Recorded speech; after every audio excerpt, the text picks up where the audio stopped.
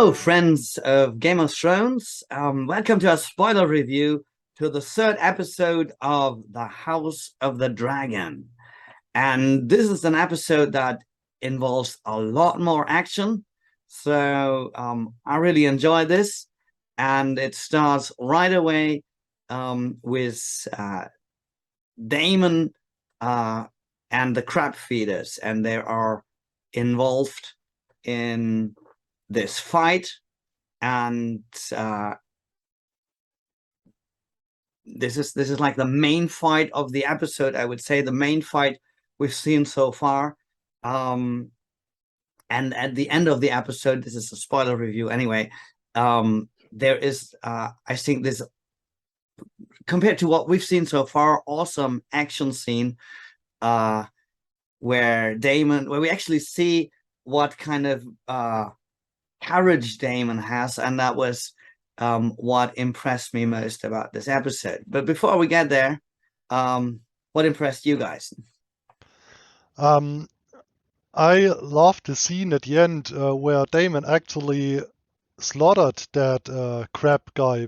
I didn't like that crab guy, and He's disgusting, isn't he? yeah, totally. He's just ugly, or he was just ugly. And did he have this disease that we know from Game of Thrones? This kind of what's it called, grayscale or something? I have no idea It because looked a little bit like it, and I wondered, like, yeah, why did Damon touch him? I haven't seen Game of Thrones, so I can't say anything. Oh yeah, the Yeah. grayscale thing. That's like the super surprise that spoilers everything. I'm sorry for no. Just Yeah, and you not have seen Game of Thrones. Okay. I have seen the first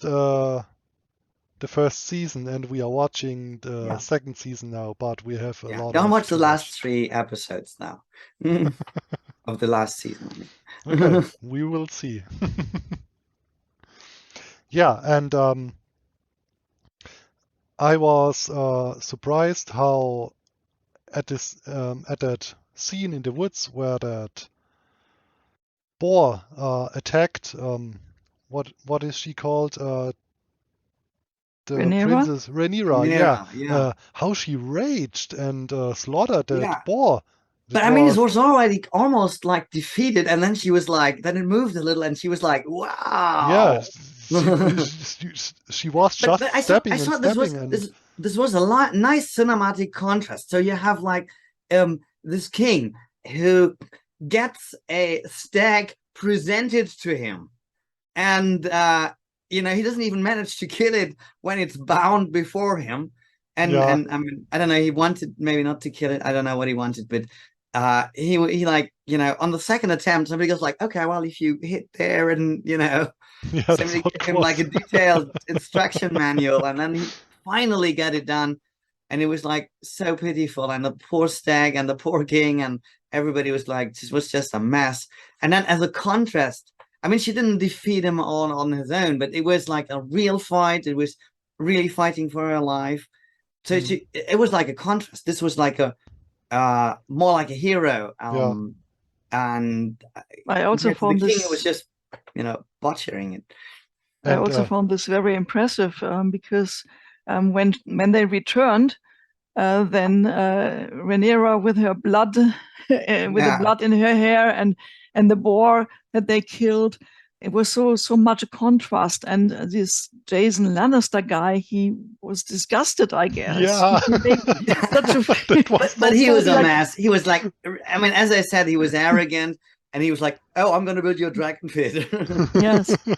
And the next scene I thought was very good was another contrast, because the White Hart actually wasn't killed, so they couldn't catch him, but he showed itself. The White Hart showed itself to Sir Criston and to Renera, and so the meaning that was attributed to it as a sign of the gods was directed towards Renera and not Viserys or his son.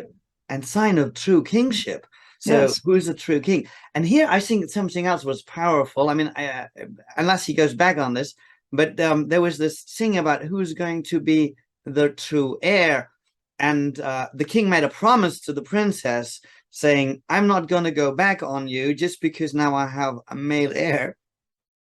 I'm going to stay true to you. You're going to be my heir. So that was really cool. Yeah. And I like that about the king a lot.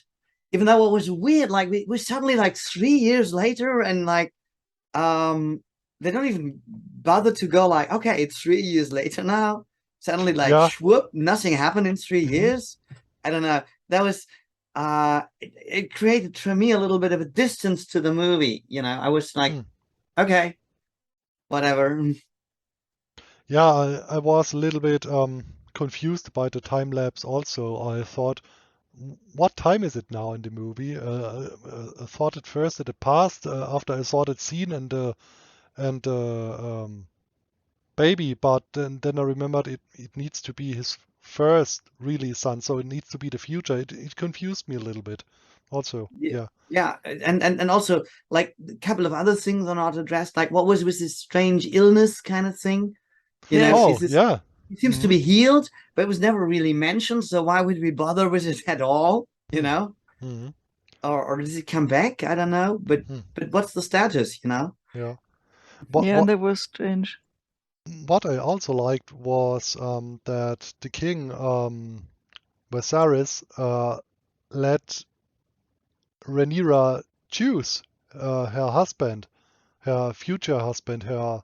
That was cool. Yeah. Yeah, that was very nice move from him. I liked it very. Yeah, but also didn't have much choice because she would never Yeah. accepted anybody else. So it's kind of like, yeah, go, whatever. What I Yeah, also found interesting is another contrast because at the God's wood, at this tree, we have another contrast because in the episode 1, Renera was the one who didn't want to read anything, and now she's sitting there reading, and this guy has to sing the same song to her all over again. And we see that Alicent now they are sort of not enemies, but they are not friends. There are no good friends anymore. And you kind of Yes. go like what choice did she really have? I mean, she could have been like an awful person, so the king wouldn't have wanted her.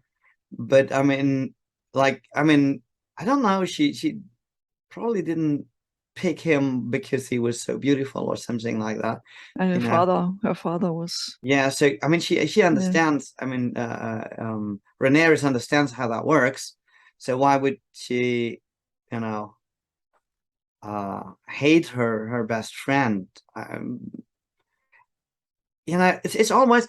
But one of the things that really annoys me about most of the characters at this point, and which made me really like the last scene about Damon, because I don't completely mean this seriously, but he's starting to become my favorite character because he's the only one who's doing something. You know, everybody else is like waiting for a child. You know, the king was waiting to have an heir, and everybody else was waiting for the heir grow up, and Rhaenyra is waiting to become her successor, or I don't know, get married or not get married, or I don't know.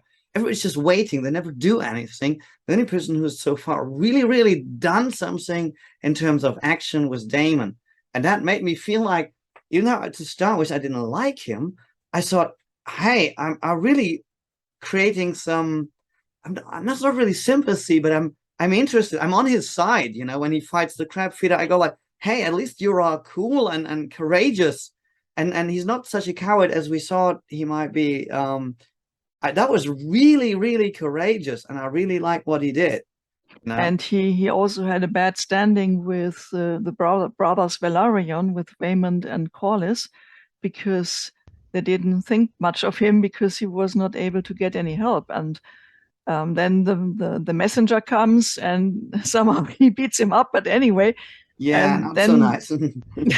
yes, it was. I guess he was very frustrated with his brother. Yeah, I'm not quite sure why, because just he felt he was belittled, I guess. Yeah, maybe. and of course, what's the messenger to do with it? So he's still an asshole. I mean, I still don't like him, but at least he is a cool, courageous asshole. Now, other than just being an asshole, I think it's just a spoiled little brother of the king or something like this. So I think he did well, and he fought really courageously, and that could have easily gone bad. Yeah. But but I mean, on the other hand, it's not too difficult to be on his side when the crab feeder is really that much more disgusting. I mean, it's pretty much a, you know, He's a bad guy. yeah, it's like choosing very between what like the what's he called, the spoiled son in Game of Thrones, the who became the king who got whatever, you know. Joffrey? Joffrey, exactly. yeah. In between Joffrey and Roose Bolton, so to speak. You know, no, not Roose Bolton. What's he? The younger Bolton. The Bolton. Yeah. You know, it's like, okay, yeah. I don't like either one, but they're still, I don't know. They're probably both. But in this case, I think it's pretty clear that the crab feeder is the more disgusting guy so far. And he's also presented really disgustingly. So yes, but at least we had some action. We've seen some fighting, some dragons, something happening. So I really like that, and it makes you feel like, okay, this guy is interesting at least. And I don't know what about the other house of, you know, because there's always this problem with a prequel that you kind of know, the House of Collis, or what's he called? Lord Collis. Velaryon. Velaryon, yeah. Velaryon. Nobody talks about them anymore. So in Game of Thrones, so I guess they're not going to be too successful, at least not on the long run. Yes. I was wondering, Aegon. I mean, there were a couple of Aegons. Like the new heir is called Aegon, but he was mad because of the incest. So this wasn't actually incest. So he can't be Aegon the Mad King. So that needs to be like another Aegon. No, we are 200 years before this, or yeah, more. I think we are. So nothing to do with that. No. Yeah, but we at least have one crazy guy who, at least in terms of being courageous, gains a little more sympathy, and that's actually something starting to happen, other than everybody just waiting for anybody else to make a move. So that's where the action is right now. Yes. Yeah, and I wonder what will happen next, because the crab man, the crab eater, whatever. Crab feeder, but yeah, crab feeder. And okay. now he's crab food, and yeah, he was cut into two pieces. yeah. Yeah. What's the next? Main villain, so to say. The Triarchy. The Triarchy, yes, the Triarchy. Okay. We don't know a lot about them, but basically they are the bad guys, or even another bad guy. I mean, I don't know if Damon's still the main bad guy. There's probably but I was surprised about this quick solution with the crab feeder, and now the next thing might be the Triarchy in the Free Cities. Yeah, and we will find out who's worse, Damon or the Triarchy. But at least you know, Damon is interesting. I mean, that's for sure. He's interesting. I can't say he's not interesting right now. Yes. But there's no big cliffhanger here, or did I miss something? No, I didn't. I haven't seen a cliffhanger either. We not just really. saw that. Yeah. Maybe the way the relationship between Damon and the king will turn out, and also the everlasting cliffhanger of each episode is the heir to the throne, because we have more or less the same. Now. It's kind of solved now. I mean, he can go back on this, of course. Yeah, but somebody can die or whatever. Well, Viserys told that Renera is the heir, but the realm will not accept it, and Otto wants Alicent to influence Viserys against his decision. So probably it's not yet solved. Yeah, I mean they're trying to unsolve it, so to speak. Yes, I guess. so to speak. But that's probably only after Viserys is dead, and I mean, it couldn't happen any day, I suppose, but we don't see any reason to believe that's happening anytime soon. Even though in Game of Thrones, nobody's safe unless it's a favorite character of George R. R. Martin's wife or something like that. So I thought also two things more interesting regarding the personality archetypes, because Viserys seems to be partly the lover, because what he said is it's whatever you do, you anger the one and you please the other. So he's kind of. But I think it's more like I mean, he has that, but he's also martyr, I think. Also. I guess both. I mean, he's complaining and he's like, "Oh, I can never do it right." But he also doesn't ask everybody, you know. So it's kind of like a bit of both, yeah. Yeah, but I think that's an interesting observation. So I think for Damon, I would certainly vote for a little more warrior than I thought previously. Mm-hmm. He certainly is a warrior, as some big chunk of what he is. He is courageous, and I mean, not everybody would have pulled that off. So that was cool. I'm not quite sure about Renera yet. She matured. She matured, I guess, during the last years. We'll see. She matured, you mean? Matured. Sorry, okay. Yes. I'm sorry, I wasn't sure what. Yeah, but we still like her main character. Certainly some active elements. She's not too passive, also, but so far it's been a lot of waiting. So we're waiting for the next episode now. So there's more waiting, and we're waiting for what the next plot's gonna be. I wonder, what do you expect to happen next? Any thoughts? I believe the next episode we won't see that much action. I believe we will see some nice storytelling. Nice. Okay. Yeah. Yeah, that's why we watch Game of Thrones or like the prequel to Game of Thrones, because we want to have nice storytelling and gentle romance, and yeah, we will see that. Yeah, we'll see a lot of love and yeah. Well, okay. Any other thoughts? I guess we'll see whether Renera chooses a man, a husband, and maybe what happens to the Velaryons, because there is this brother who's still in the game as a husband, maybe not, and the Triarchy. So I guess some new challenges waiting. Yeah. And also, I wondered about Viserys and his illness. So this is maybe.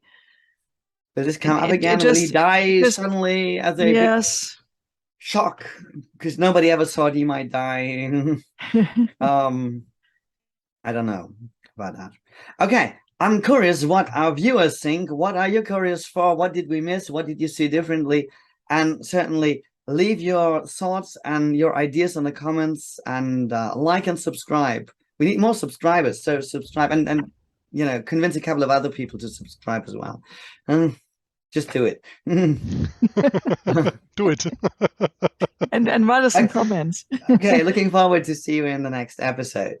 Bye and thanks for now. See you next time. Bye. Bye-bye.